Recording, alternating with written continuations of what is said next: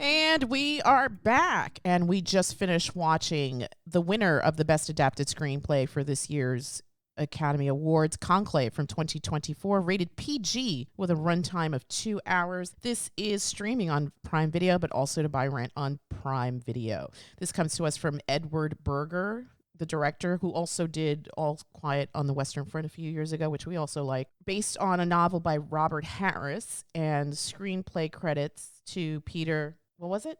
Peter Straughan. Peter Straughan, thank you. I couldn't remember. I just asked Alexa how to say it, and I already forgot. This stars the always fantastic Ralph Fiennes, who lost out to an Oscar because people assume that he already had one. Is that true? That is absolutely 100% true. Oh, wow. Isn't that nuts? And he's never won one, not even for like Schindler's List. Wow. Yeah. So people assumed that he already had one, so they gave it to Adrian Brody, who already has one for the pianist. Go figure. This stars Ralph Fiennes as Thomas Lawrence, who is going to head up the conclave, which is this procedure within the Roman Catholic Church where cardinals get together to decide on the new Holy Father now that the existing Holy Father has passed away. This is kind of timely in today's day and age because Pope Francis died, like a week or two ago? Something like that, not too long ago. And I think we're heading into conclave season, so... conclave season. It's conclave season. The fashions will be out. The fashions. I mean, it takes a special man to carry off that cardinal red. Before we get started, I want to shout out my dearest friend, Miss Angie, who has come again to chat with us on this really fun film. I want to thank Angie for bringing this to the table. It was on my list of things to watch, but I wasn't in a rush to. But when I asked her if she would come back and do another one with us, she mentioned Conclave, and I was like, oh, a perfect excuse to get it back on the top of the queue. So thanks for that, Miss Ange. Thank you. Thanks for having me back. We love seeing you, for sure, even if it's only virtually. But so we'll get started. Do you want to give a brief synopsis of the film? Basically, the Pope passes away. It starts out right at the gate. He's an old man. He was frail. He passed away. We get introduced to the Dean of Cardinals, played by Ralph Fiennes. Was his name Tom Lawrence? Thomas Lawrence, yeah. Thomas Lawrence. You get introduced to John Lithgow's character, Tremblay, and Stanley Tucci's character, Bellini. All are cardinals, and now they need to organize the conclave, which is all the cardinals from around the world are gathered to Rome, where they must sequester themselves and discuss who will be the next pope. Throughout the course of the film, you find out that there's a couple of front runners, Bellini, Tremblay, Adeyemi, yes, from Africa, and Tedesco from Italy. It's interesting in how everything is presented. It sort of mirrors politics today, where it's liberals versus conservatives, forward-thinking versus regressive.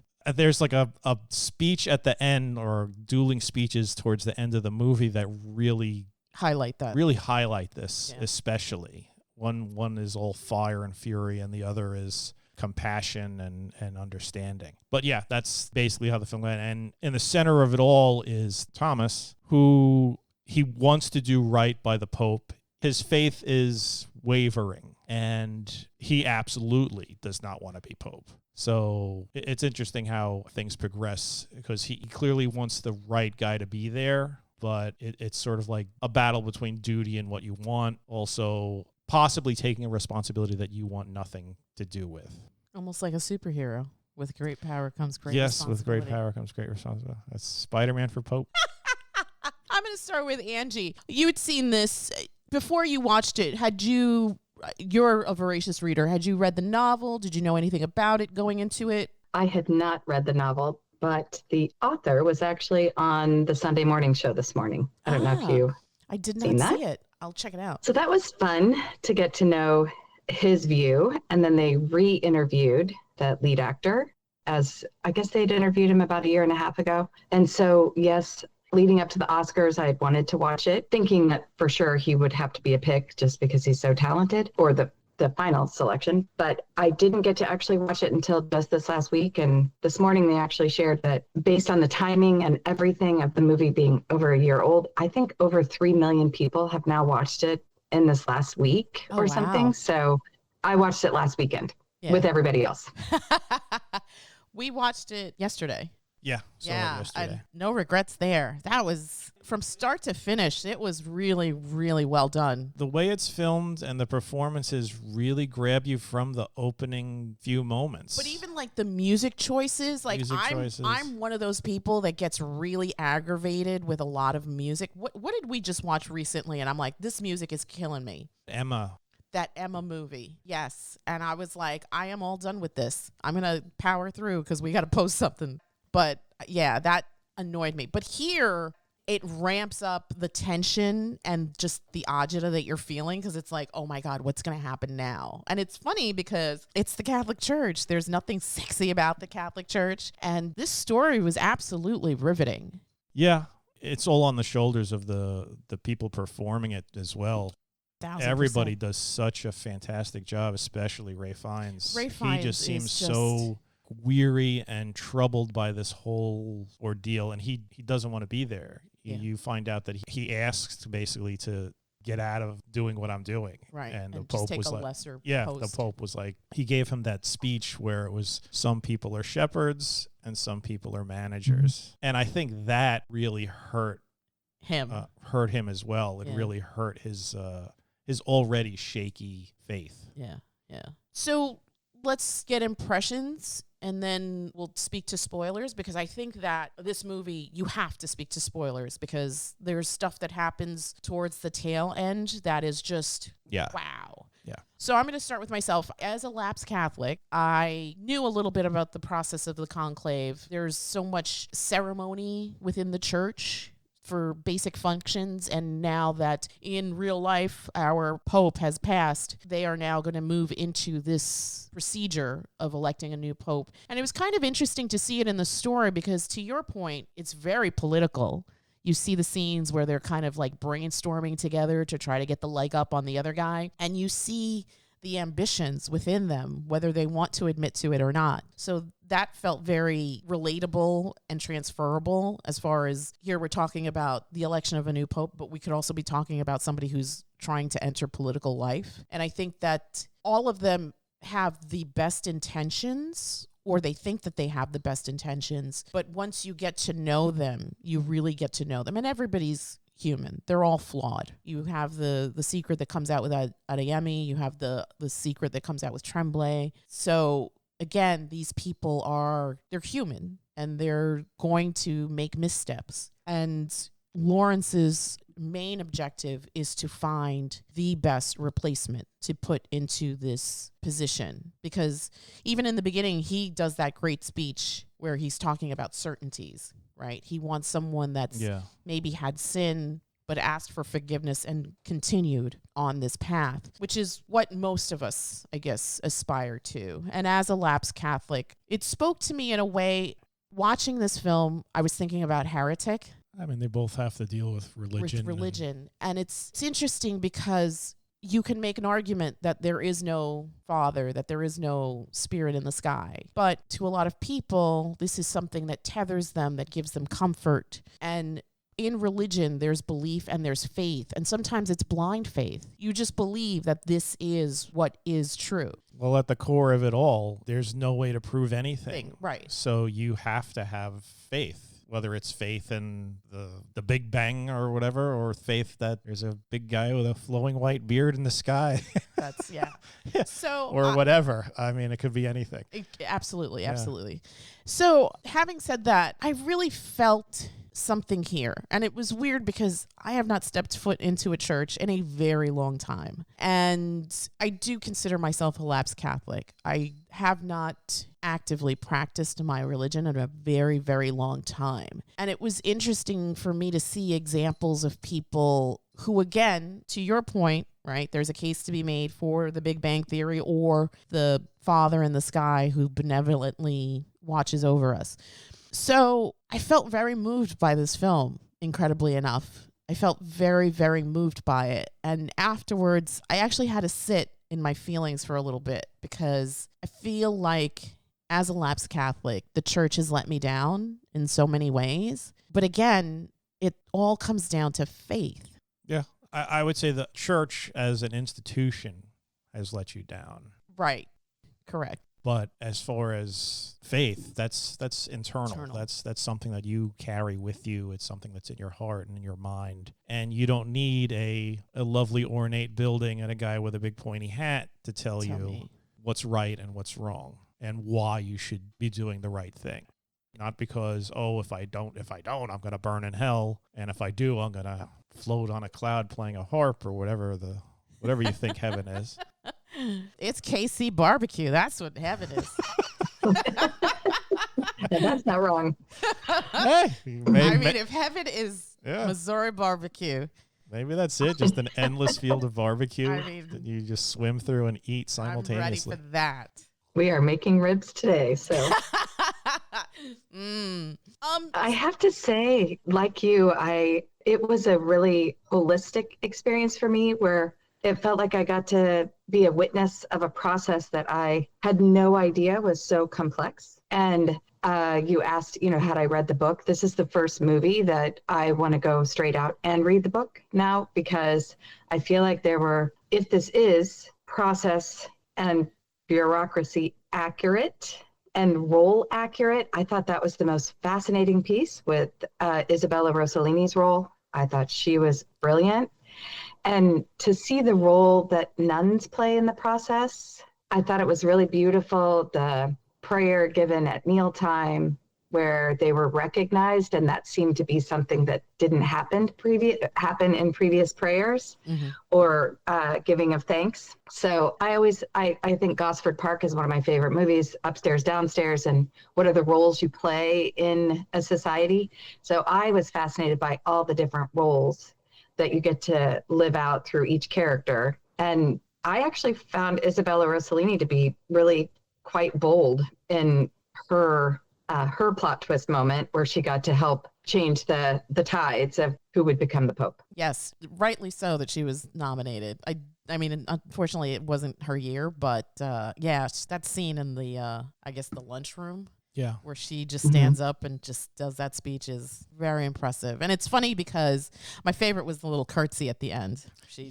And then she walks away. Always She's so polite and respectful. But she just eviscerated somebody in like a few sentences before that. And that's the quality of a really good actor, because you don't have a lot of screen time, and yet your performance is beyond powerful. We were talking about the substance in the Dennis Quaid character, right? Doesn't have a lot of screen time, but by the end of that film, you despise this man, maybe even before the end of this film. And here, too, you have this, to Angie's point, you have this woman who is devoted to her vocation, but also trying to navigate that fine line of being a good Catholic, being a good, manager to the sisters that fall underneath her, while at the same time respecting these men who may or may not deserve her respect. But because of the way the hierarchy is, she has to bite her tongue and stuff. So yeah, she's absolutely she's screen royalty. So I would expect no less from Isabella Rossellini. It may also be me wishing more people in today's political environment were doing such things as standing up against tyranny, corruption, and evil. But there's a lot of threads there, right? I mean, I think when you and I were watching it, it just felt like a political thriller, didn't it? It did. Like up there with like the Sidney Lumet movies and stuff like that. It's like, this is very timely. You don't have to be Catholic to understand what's going on here or to even enjoy this storytelling procedure, because it speaks for itself. It is, going back to, again, I had a lot of thoughts about this in Heretic. It is about power. It is about ultimate power. Yeah, control. What did you think as another lapsed Catholic?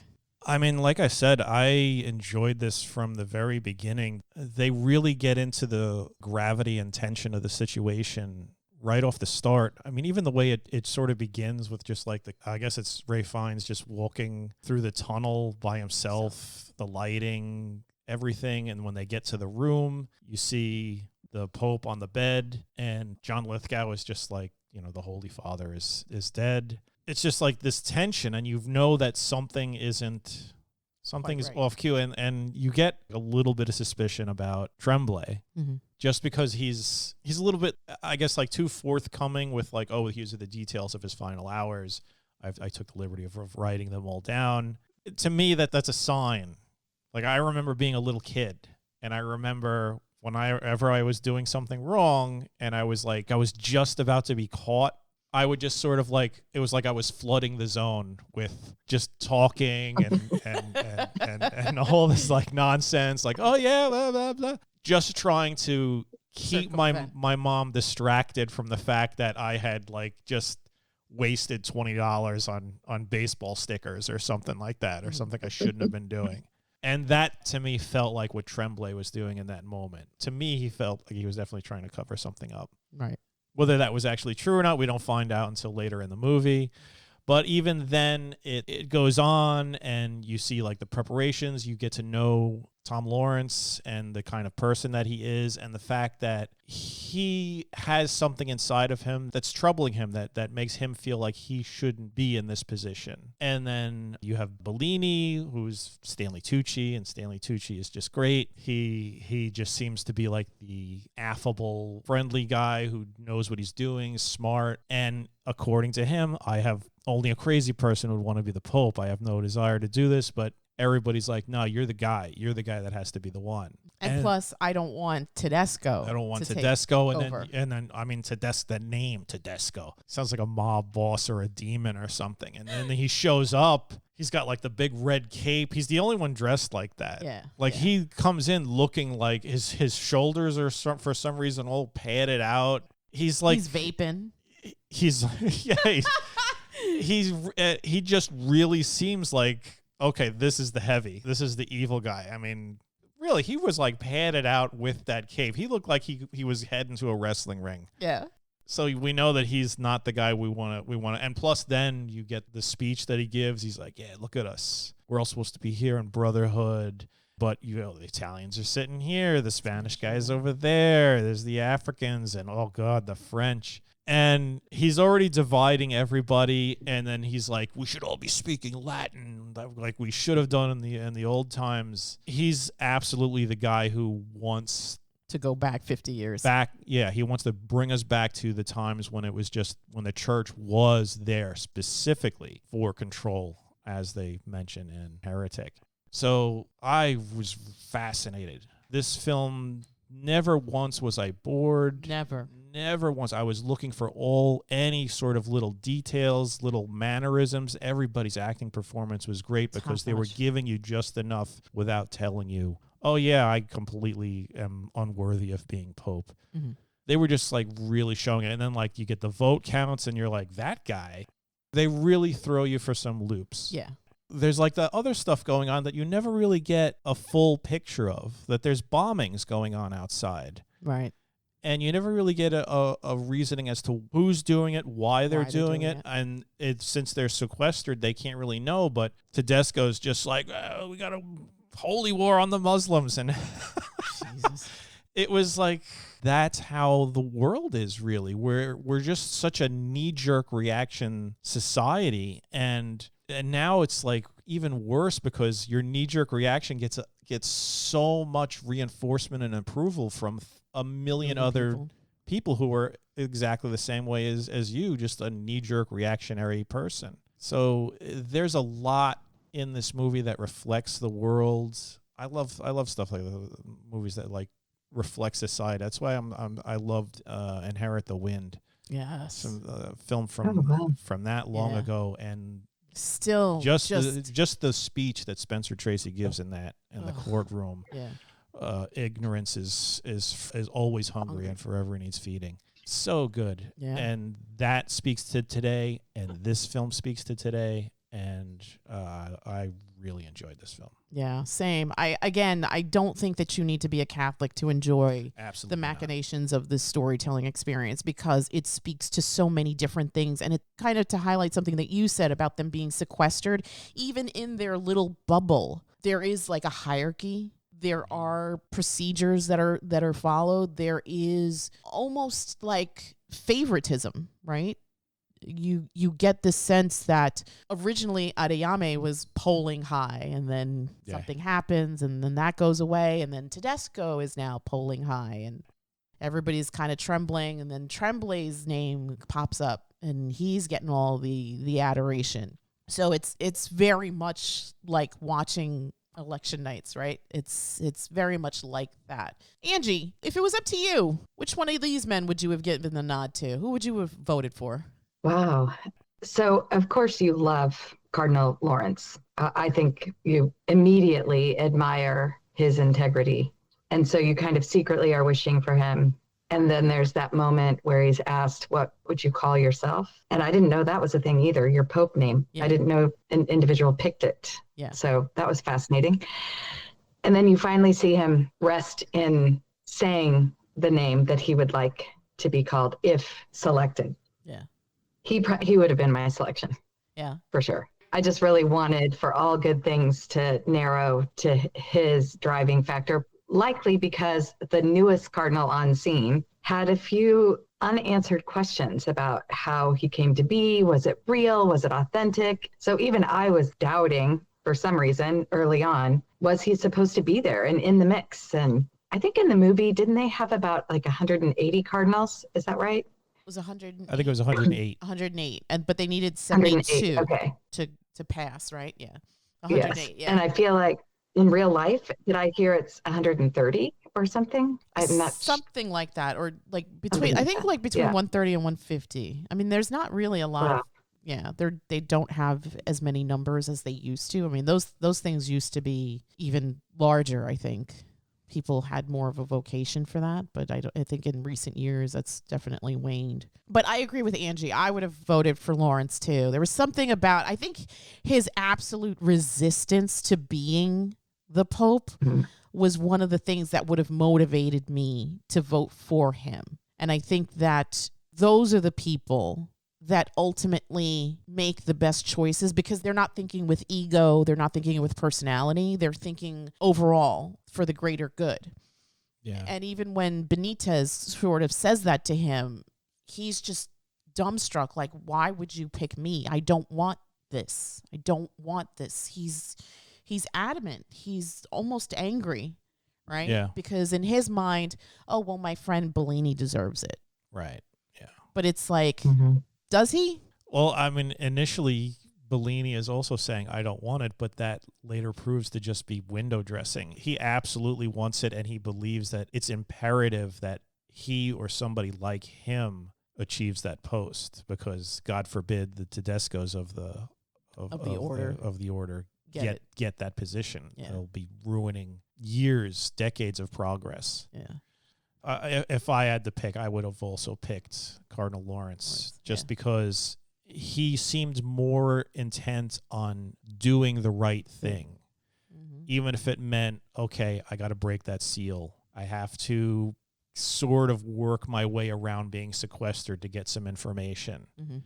But it was in service to not only the greater good, but also because that's what the previous pope would have wanted. Right. And apparently he had a close relationship with the previous pope. Right. So yeah, of all of them, I would have picked Lawrence. And the film is interesting because there is a section of the film where you kind of get drawn, you yourself get drawn into doubt. Maybe he does have ambitions to be the pope, and I love that. It just adds more complexity to the character. Maybe he's not even aware that he has these ambitions. Is that why he's doing these things? Or is he doing it because I like to believe he's doing it because it's the right thing, because we've gotten to know this character even before any of this goes down. Yeah, goes down. He was fully willing to just support Benini. So yeah, of all of them, I think the most deserving would have been Lawrence. I agree. Let's do numbers, and then let's get into some nitty gritty here. Angie, do you want to go first? 1 to 10. What would you give this film? I have to go with 8. 8 out of 10. Okay. What do you say? 1 to 10? I would go higher. I would go 9. I really, really enjoyed this. It's a great thing when you could watch a film and from the first couple of minutes just be sucked in and wanting to be on the ride for the rest of this film. And there was no real point where it kind of like meandered or, okay, well, now we're getting into exposition mode or why did this happen? I enjoyed it all the way through. Even at the end when we get the final result, I was there for it. I was going to say 10, but I gave The Substance a 10, and that is still my favorite film of last year. You got to get off this. No. You could have many 10s. Actually, you shouldn't have any 10s because 10 is perfect. Whatever. And there's no such thing. This movie, there is nothing that could have been better. The performances were top-notch. The script is tight. Oh my gosh. Yeah. To your point, from frame one, I am completely invested in all of these characters. I want to know all their shenanigans. I want to know who gets elected Pope. I'm completely invested in this. The cinematography was beautiful. The music choices, and again, I usually get pissed off by stuff like that. Did not bother me here. The set pieces. I don't think, obviously, they couldn't have filmed in the Vatican. I think they filmed somewhere in France. Is that right? Maybe I read that wrong. I don't remember. But anyway, wherever they filmed, just kudos to like the art directors and the set dressers. They've done a fantastic job of making whatever that place is look like it could actually be the Vatican. Of the movies of 2024, The Substance is still going to be near and dear to my heart. But this was really, really powerful. And I'm going to give it a 9.975. Almost a 10. But although I don't know what could have made this better. Maybe Isabella Rossellini getting the supporting actress, and maybe Zoe Saldana being nominated for Best Actress, because that was really her film. I like how stuff that's happening to other films make this film better. Yes. Yeah, this was up there. I did not expect to be this enthralled with this topic at all. Me either. And it was filmed in Rome. Oh, okay. At Cinecittà, I don't know, studios. At the Royal Palace was the location. It was so beautiful. You're right. Gorgeous, yeah. Yeah. That like place where everybody slept, everybody had like their own like marble chamber. It was weird, yeah. All the walls, everything was just like made of marble. It was crazy. I mean, the church is the biggest welfare system. Constantly, I think, throughout that entire movie thinking, is it really like this? How close to real life are the rooms, the hallways, the everything? Yeah, I think so. I mean, like, one of the things I found egregious was because they're almost like royalty. Like, they don't dress themselves. Mm-hmm. Other people dress them. And I was like, yo, I'm not comfortable with this at all. Upstairs, downstairs kind of servant royalty. I would say, I think probably my only reason for giving it an 8 out of 10, because I am just as taken by the movie as you all are. I think it's probably human doubt, that I think I have a little bit of doubt that Isabella Rossellini would have stood up and said that. I think I have a little bit of doubt in the final decision not to pause. Yes. So I think for me, it's probably just feeling like, would that really happen? Yeah. I think that's the only thing that pulled me back from a higher score. Yeah. I mean, 8's a good number. So, yeah. But I guess we can speak to spoilers, because I think that there's certain things that come to light here that, I mean, we can't really have a conversation about this without speaking to spoilers. So if you do not want to know about this, we suggest that you turn the podcast off now. Please remember to like, share, and subscribe, and leave us comments. We'd love to hear your thoughts after you watch Conclave, which again is currently streaming on Prime Video, from director Edward Berger and winner of the 2025 Best Adapted Screenplay, and rightly so.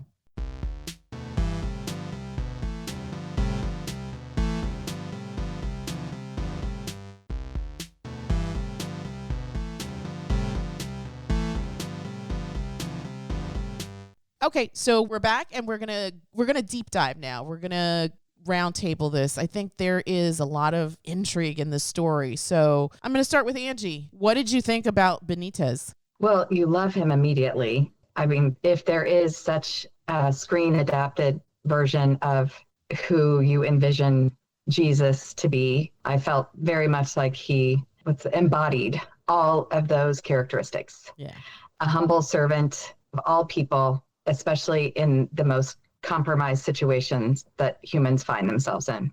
So I loved him immediately. The scene where he will not withdraw his vote for Lawrence is telling. So again, you just fall deeper and deeper in love with him and know that they are a perfect person to be voted in. Right.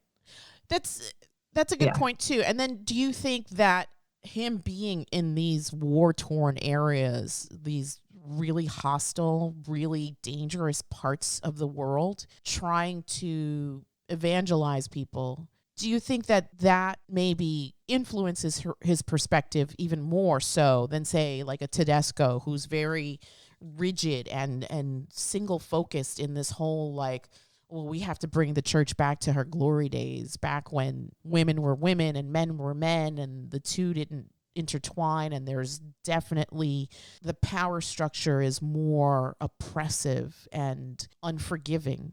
His speech, when he stood up to talk about what it's like to be in his position, you see all of the other cardinals without anything to add or say, because none of them are even near an experience that he's been living. I absolutely think that draws to why you feel they're perfect. It just, again, even the first prayer at mealtime and then the short speech that he gives in the theater room with all of the cardinals, I think you know that he is authentically meant for this role. And I think it's all the other worldly opinions and things that could influence it that you don't want to tarnish that in any way. So again, without spoiling, I feel like I was really rooting for them. But as I shared with you, I let my team know that we would be doing this movie review. Yeah. And my team was so divided, which I thought was fascinating. I had one teammate that felt that the final plot twist for this cardinal's role and lived experience was not necessary to the storyline. And my leader, on the other hand, said, absolutely not. It is the storyline. So I'd love to know what you all thought about that and which camp you would sit in, or if there's another camp. You want to go first?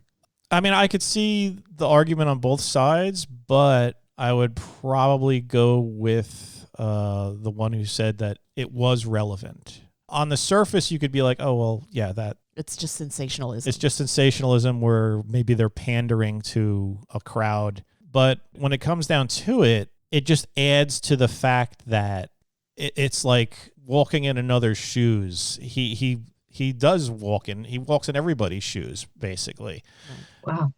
Plus, as far as like, I agree with you 100%. Of all of them, he was the one that probably embodied Christ the most. Mm-hmm. And the fact that he had nothing. They didn't even know about him. Everybody else is showing up with red robes and their iPhones. Their iPhones and their entourages.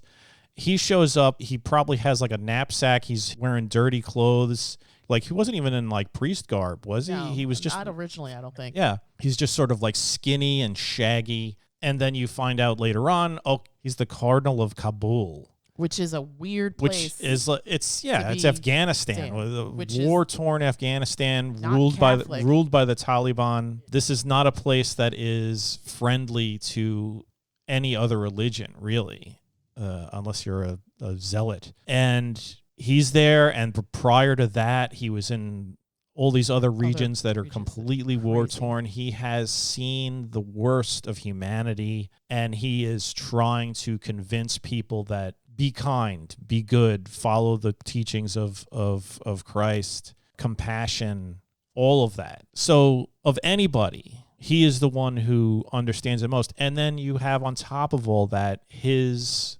situation, I mean, we're in the spoilers, his genetic situation, where he wasn't even aware of it himself. It wasn't until he went in for an appendix operation where they were like, you have a uterus. I'm sure he was shocked by this too, but in true like fashion, it's sort of like, he even says it, this is how God made me. And when given the opportunity to, okay, we'll get rid of that. We'll fix it. We'll fix it. It doesn't really, I'm guessing from his situation, physically speaking, from the outside, everything was male. It wasn't like he had two sets of genitals or anything like that. It was just from the outside, he looked male. He had everything as a boy would. So this was just something that was internal to him, which nobody needed to know about. And I mean, I doubt he would even care if they did know about it the way Benitez was. But given the opportunity, and the Pope offered him this opportunity, he was offering to pay the procedure. He basically was like, I prayed on it, I thought about it, and I realized this is how God made me. So this is what he wanted. And when he says that to Lawrence, you could almost see Lawrence understanding as well. Because I don't know if Lawrence was 100% on board when he found out about it. No. I think he kind of was like, okay, this could be bad. Right. This could be really bad. He immediately goes to see Benitez. Yeah. Goes, knocks on the door, and confronts him about it. And it's just the way that Benitez talks, the way he relays it to everything that is like the true meaning, beyond the pomp and circumstance, beyond the hymns and holies and waving and the pots around and ceremonies and pointy hats and robes.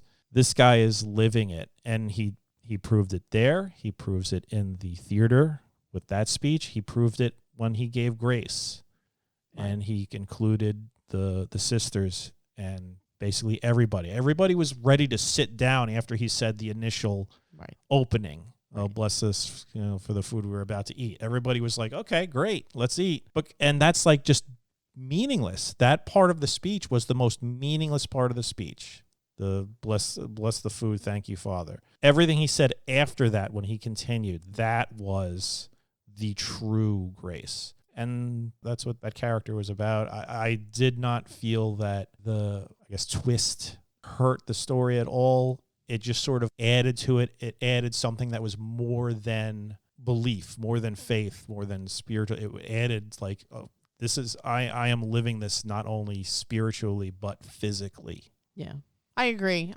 I too don't think that the story twist at the end hurts the film at all. I think that it's, if anything, it adds this layer of conversation that we can all have, because to Benitez's point, this is how God made me. Why would I fix that? And it wasn't like he was trying to deceive anybody. Right. It was, for all intents and purposes, I am a man. That's how I was raised. That's how I am. It wasn't like there was nothing in him that was something that any of those other people would really find offensive, other than, well, genetically, he's got female anatomy inside of him.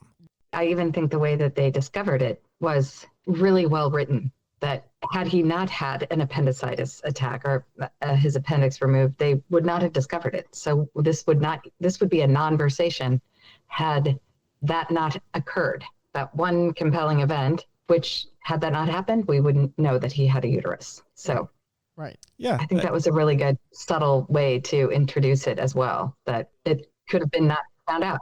Yeah, it would be like if they found out that he had, he's got two appendixes. Who cares? Or a vestigial twin. Or a vestigial twin inside him or something. Yeah. Or a mole. Yeah. That was irrelevant, and the only reason why anybody would have an issue is because of these sort of like preconceived notions of, next thing he's going to be wearing lipstick and a feather boas. All these like stereotypes just burst into people's minds, and it's not that at all. He is who he is. He is, as he would say it, a child of God, and made in the way that God wanted him to be made. Thank you for bringing that up. I have a question. So, again, as a lapsed Catholic, we have Old Testament God, who is a badass and very unforgiving. Mm-hmm. And then we have New Testament Jesus, who's more of peace and love and all that other stuff. So it kind of makes sense that you have this religion that sort of veers off in these different branches. You have the fire and brimstone that Tedesco would approve of, and then you have more of a modern, non-judgmental, inclusive touch, which is what Bellini represents. There was a scene where the Thomas character says to Ray, who's like, I guess, his chief of staff, like, we have to sequester the priest from this bombing. We cannot let them know anything about it. And this is how rumors start. If what is going on with Benitez hits the media, let's say, or the word gets out, how do you think that will impact his papacy? This is just speculation, right? Because it's not even part of the story. But as a lapsed Catholic, knowing what you know about our religion, how do you think that would impact his his papacy? Oh, I mean, there would be absolute knee-jerk reactions, especially from the Tedesco types of Catholics that are out there, and there are a lot. Francis was a man, and they still lambasted that guy. Mm. They're all, he's a fake pope. He's a fake pope. He was too kind. He was too nice. Yeah. God, imagine if it was just like, oh well, the new pope, he has like some sort of chromosomal thing where he has girl bits. They would probably say other things. Yeah. Probably ruder things. Sure. They would lose their minds. They would absolutely lose their minds. You know what's interesting about what you just said, and I'm not disagreeing with it, but prior to Francis, we had Benedict, who was fire and brimstone. He was much more conservative guy, yeah. And he wasn't liked either. So you can't have it both ways, right? So I guess as the church, you would want to put somebody there who is going to be more palatable to the masses, maybe? Well, I think with Benedict, he wasn't liked, but the more, I guess, open-minded, compassionate sort of things, it's like, okay, but we're inclusive, so we have to include people like that. So they're not going to revolt. Mm-hmm. I think in a fictional world, if Benitez was the Pope and was outed, those people, the really staunch conservatives, it's like, not only do we not believe his views, but there is physical evidence that he is not. He's literally an abomination. They would use that word. They would absolutely use that word. He is literally an abomination. We're not going to say fake pope in the terms of, oh, well, I just don't like this guy. Kind of like how it was, oh, this guy's a fake president or something like that. They're going to say he is a fake pope. He is an abomination. He was sent by the devil. They're going to use everything, because these are the people that are like zealots. Yeah. And if it doesn't fit within their thing, and this is beyond just, oh, he's nice to poor people. Yeah, yeah. Or he thinks that gay people should have rights, or he's cool with divorce. He is physically a monster, and he must be stopped. Like I'm absolutely certain there would be certain groups of people who would treat this violently. Yeah. Mm-hmm. Agreed. Violently. I think that was one of your talking points at Easter dinner this year. It may have been. There was a lot of talk at Easter dinner. Well, just that religion, more deaths have come about in the name of religion. Yeah, in the name of people have killed more in the name of God than anything else. I couldn't agree more with everything you all just shared. And I would say it might be by design that the Sunday morning show highlighted Conclave, and I think I had my number wrong. I think it's more like 30 million have viewed it in the last week or since Pope Francis' passing. But they also had today a showcase on an actor, Cole Escola, who is right now on Broadway with Oh, Mary, which is a twist on Lincoln and Mary, and that she wanted to be a cabaret performer. It's very tongue-in-cheek. It's supposed to be, it's nominated now for Tonys. Well, this particular actor goes by they, them, and they talked about it during the interview today, and they said something that really shocked me. So they said they were watching social media on something about one of their performances, and Cole Escola said that the reason I go by they, them is actually often said best by my enemies. They're like, what are you? You're not a she. You're not a he. Then what are you? And he's like, I couldn't agree with them more. I don't know. And so I just thought it was the first time I'd heard someone articulate the words of your enemies, the words of your haters, to validate. That's how confusing it is for me too. That's interesting. So anyway, it was a really good piece, and it might have been connected with the Conclave story by design, I would think, because it does remind you that all these humans who have talents to bring to the world, if we ever allow things as silly as having a uterus to get in the way of it, how little are we as in terms of an evolved society?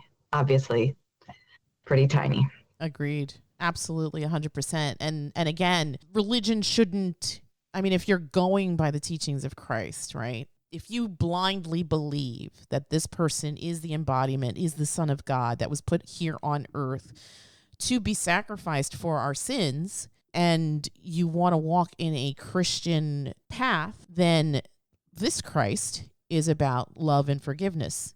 He was the one that, and acceptance, and he was the one that was having dinner with prostitutes and lepers and socially unacceptable types, tax collectors. These people weren't the creme de la creme of society. They weren't the Pharisees. They weren't the religious leaders, because those people were already corrupted by power and ego. So it's absolutely interesting the way that this plot twist sort of even adds to the story of being a Catholic. If you are a Catholic, you follow the commandments, you follow the golden rule, treat others how you want to be treated, right? These are all teachings. I went to Catholic school. I'm in my 50s now, and I still remember all of this stuff. Do unto others as you would want them to do unto you. If we out of the gate are raining fire and brimstone on other people because of their differences, that doesn't make us any better than the Pharisees that sold Christ for 30 coins. So absolutely, religion is about love and compassion and acceptance. Christ, the Son, the one that was willing to die a heinous, awful death, was about love and kindness and compassion. And if we want to be good Catholics, we should follow that example. There's no gray area about that. You either are a good person or you are not. And me beating my chest saying that I'm going to church every Sunday doesn't make me a good person. Yeah, it's kind of symbolic. Absolutely. It's decoration. It's like all the politicians who wear the American flag pin. It doesn't mean anything to anything.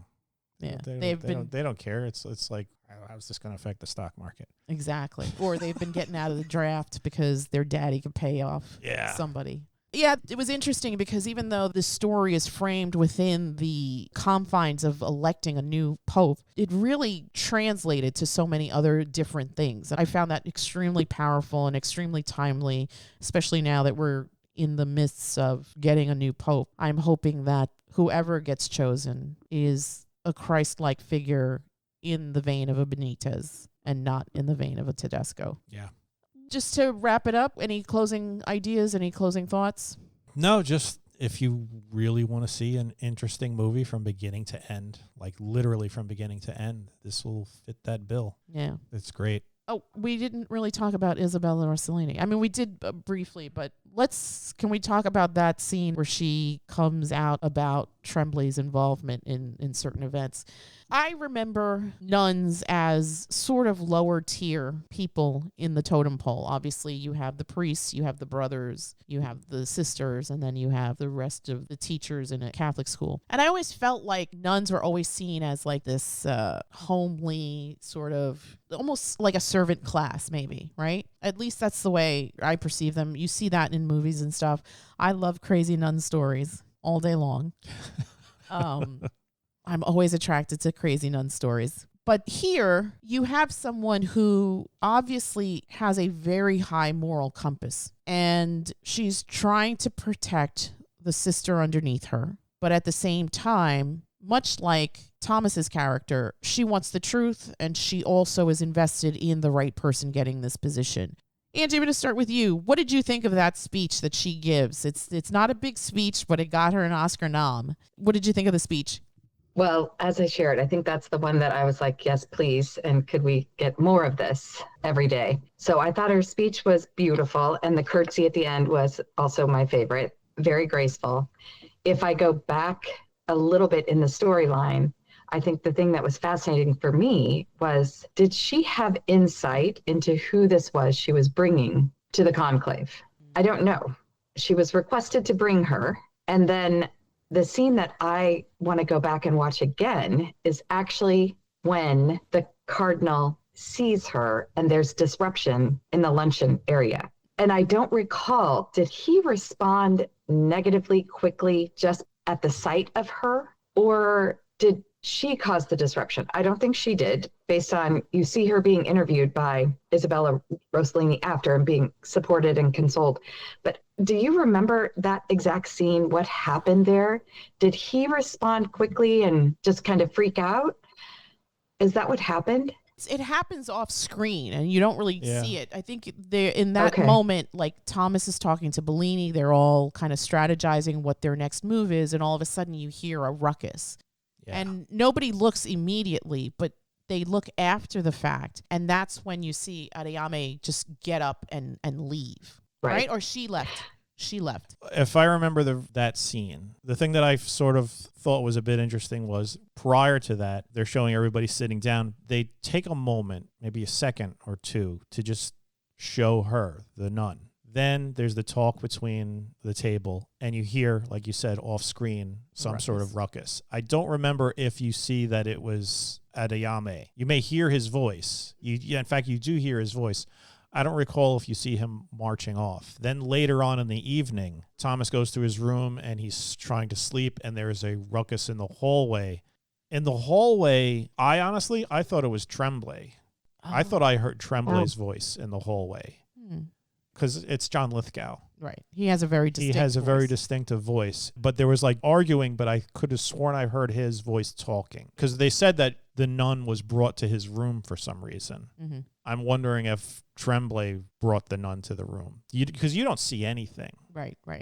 Yeah. Right. By the time Lawrence opens the door and looks down the hallway, she's making the turn. There's really nothing to see anymore. Yeah, and that was another weird thing because I was like, nobody else heard that big ruckus. Was he the only one that wasn't sleeping? Yeah, and there were other Cardinals. It was very distinct. In the vicinity. Yeah, it was almost like a hotel. There was like doors and doors and doors, and nobody else opened their door. Yeah, I was like, nobody else is that curious. The reason I bring that scene up in the lunchroom as well is that it occurred to me that Isabella Rossellini had to have some steam and fire behind her speech, which when seeing first how the cardinal responds to seeing the woman who was part of his life in a past life, you immediately realize he has not evolved in the way that he says he has evolved, because it didn't seem compassion driven at all, that he would be curious about his child or this person who's now shown up on scene. Mostly it's agitation that you sense. I don't know that you see it like we just shared. Right.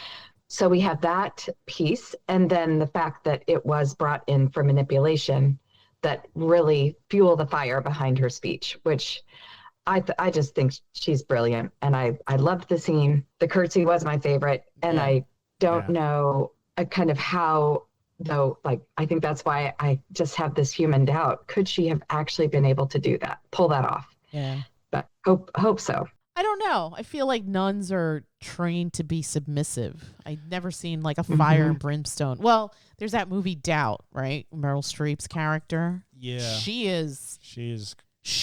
is a force of nature. The priests were afraid of her. Yeah. But this is different. I feel like because at that particular point in time, stuff was being aired out. Even before she says that, Lawrence put on everybody's table the dossier. Those documents. So it was sort of like, if I'm going to speak up, now is the time to do it, because it's like, hey, we're laying it all out. We've already broken protocol. We've busted into the old Pope's room. We've printed up the stuff that is very prejudicial as far as Tremblay goes. He's denying it openly to the point where he's sort of casting aspersions on Lawrence now and his motives. Oh, yes. He's like, I'm going to pretend like we didn't have this conversation. Mm-hmm. So that would be the time to do it. I think normally she would have respected protocols, but in that particular point in time, with everything coming out the way it had come out, Plus, she said it herself. Her job is to protect these women. Mm-hmm. She's the mother superior or whatever. Mm-hmm. So having one of her charges be used the way she was used, as this sort of like, you better back out or I'm going to expose you. Yeah. That is, it's like an insult to her as well. And it's also, it's like, this isn't what the Pope would want. This isn't what God would want. We're getting into like dark, evil territory here. So right. This is the time to speak. Right. And because of his actions, he is not the best candidate for this role. You want someone who embodies the message of Christ, who walks that line. Like Tremblay and Adeyemi, they disqualified themselves by their actions. Speaking of Adeyemi, did you think that was interesting when Thomas goes basically to tell him your candidacy is a thing of the past? Didn't feel like Adeyemi, maybe he didn't think that this particular part of his life was fodder or out there in the ether, but he seemed very confident, like, oh, I'll be ready in a minute for us to go to Conclave. I feel like he felt like it would blow over, or it didn't matter, but which was, it's like what you said, Angie, that the way he reacted to her. So with the tray crashing to the ground and whatnot, it shows that he's not really moving on. Like, he actually brought up Lawrence's speech. I want somebody who knows what it's like to sin and to find forgiveness or forgive themselves and move on. He brings that up and almost like throws it back in his face. Right. He's like, let me have this. Yeah, he's like, you said sin and forgive and whatever, and move on. But that's not what he meant, because Adeyemi is not really moving on. Moving on would be accepting this, like you mentioned. Did he treat the nun with any sort of compassion? Did he ask about the child? No, he reacted with like abhorrence. He was like, this is going to affect me. Right. Nobody could know. If he had truly asked forgiveness and moved on, everybody would know. He probably wouldn't be a cardinal. He would never have ascended to cardinal if he had truly done that. Cover up is not forgiveness and moving on. Right. And everything, especially in this sort of situation, comes to the light. Yeah. Yeah. I have another question about Thomas. When Bellini talks to him about his own heart, about how, you know what, I think I was mad at you, but I was more angry at myself because this does mean something to me. I do want this. My vanity, my ego craves this. So when Bellini tells Thomas, what is the name that you want to be known as? Do you think in that moment, Thomas also allows himself sort of, I don't want to say vanity, but also to his ego to be the top of the pyramid here? That is the highest position in our religion, the Pope. So it's obviously not going to be for everyone, but here is a position that he could potentially attain at this point in time. So when he says John, do you think that he's speaking in the moment, or is this something that maybe he entertained in the back of his head, and now that it's a possible reality, he's allowing himself this luxury to daydream that, oh, I could possibly be the Holy Father. I could lead the church. I don't know if I would say that carries as much weight. I feel like he understands the situation that they are all in. He doesn't want this, but if it falls to him, he will accept it. As far as him knowing that the name would be John, Bellini says earlier on in the movie, it's like everybody has already picked their name. Right. You pick your name when you join the priesthood. Right. It's just something that you do. We've all picked our name. Interesting. And then on top of that, if you want to look at it more superficially, if you're going to pick a name for Pope, John is probably the most generic, lame name you could pick. Easiest, yeah. It's like, all right, we've had like 10,000 Pope Johns. Yeah. It's probably one of the most popular Pope names. Yeah. Probably the safest. John is the one that Christ entrusted his mother with at the cross. There you go. Yeah. What do you think, Ange? Do you think vanity and ego played any part in that speech? I do think it played a little part, but I don't know how subtle this is, but for me, I think there's the ambitious, achieving side that you see in Bellini, kind of reconciling that with himself. And I actually think it was almost an act of compassion for Cardinal Lawrence to say, yes, I have a name, but it comes across to me as sort of dreaming a little dream type tone instead of an ambitious goal. So, and I also think he's been tested so much throughout this conclave that maybe there's a tiny part of him that feels he is doing right by the Pope who had such faith in him, that maybe he's seeing little glimmers of hope that he might actually hold a similar amount of faith in himself. So I feel like it's an act of compassion for himself and also for Bellini, for him to just kind of say, yeah, if I'm dreaming, this is where it would be. But I don't feel like it was an ambitious tone at all, which might have been intentional. Interesting. I read it as something that maybe kind of to what you said, that the Stanley Tucci characters, like, we've all picked our names from day one. So I wondered if that was something that was kind of in the back of his head, because sometimes when you're younger, you have aspirations, you have dreams, you're more idealistic. Oh, if I was the head of this church, these are the things that I would implement. These are the rules that I would abide by, kind of thing. I think everybody comes in with the best intentions, right? They want to enact change. They want to be the good they see in the world and all of that stuff. And it's funny because you see the power plays, the egos, the personalities that you would think wouldn't exist there with these religious men, but they're just men at the end of the day.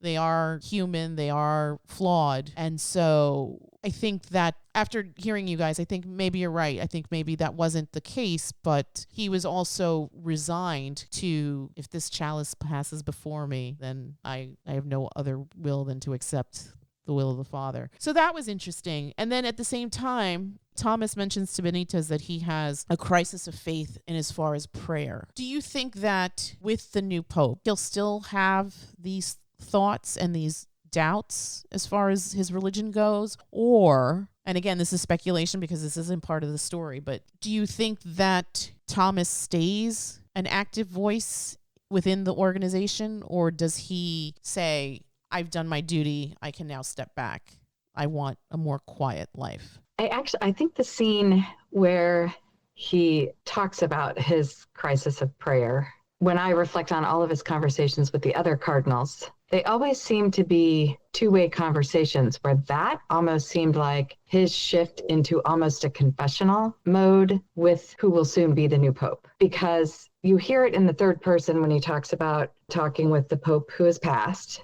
but you don't see it first person and him actually explaining what it was that was bothering him. And I feel like in that scene, he actually kind of shifts to almost talking to the new Pope in a confessional type conversation. Interesting. So I feel like he kind of had already shifted his thinking that he does have this and I can learn from him. Yeah. Interesting. What do you think? I think he would definitely stay, because I feel like this whole experience has restored his faith, especially in terms of the one that they had chosen. Like Angie said, the conversations that he has with him, it is almost more confessional. It is somebody who he's listened to the words that this guy has said, and he really respects them and he really believes in them. And that can help restore this feeling that he has, and especially now that he knows the secret. Mm-hmm.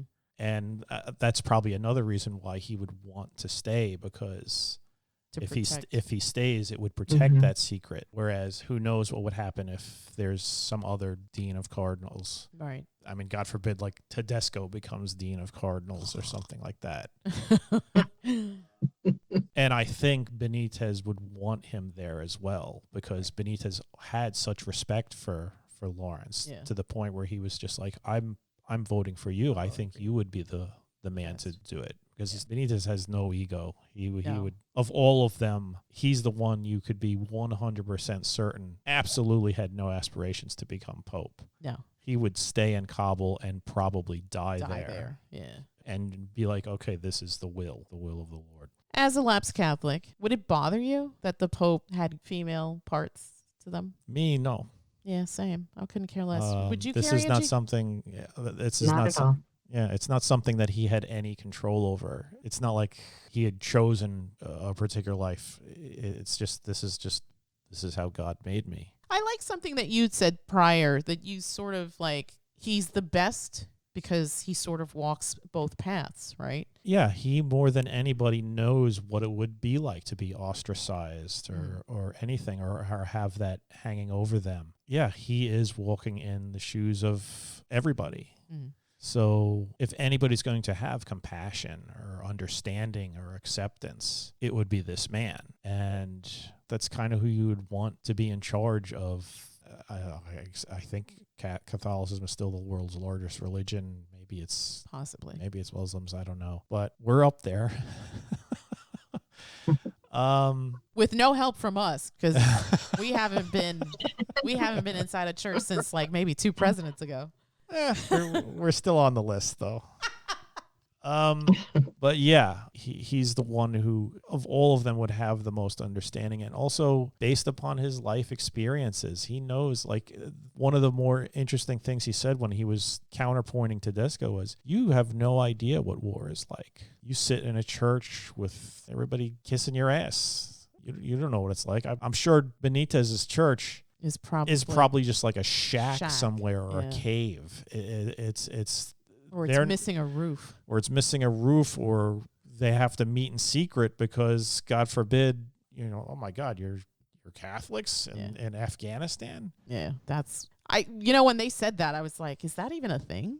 Yeah, I didn't even know that was possible. I thought the Taliban, because they're zealots. They're religious extremists. Yeah. They destroyed all historical monuments that do not fit with what they're believing in. Yeah. Yeah, so I could see why everybody was like, Kabul? What? Not even a thing? Yeah. I think we've hit all our points. Again, thank you to the lovely and amazing Angie for joining us with this chat. It's always a treat to see you, my friend, and talk to you about stuff. And thank you so much for bringing this up. I mean, from frame one, this was a fun ride. I desperately want to encourage everyone to watch Conclave. Again, you don't need to be Catholic to enjoy this. This is just a tight, amazing storytelling experience about power and the machinations on the inside of how this process goes through, and a look at these men that vie for this position, whether they're worthy of it or not. I think, just Edward Berger does an amazing job here. Really, really gratified with him as a director, and I can't say good enough stuff about it. Absolutely. Do yourself a favor and check out Conclave from 2024. It's currently streaming on Prime Video. And again, thank you to my darling Angie. And with that, we are going to bid you a good night. Good night. Good night. Thank you so much. Talk soon. Bye-bye.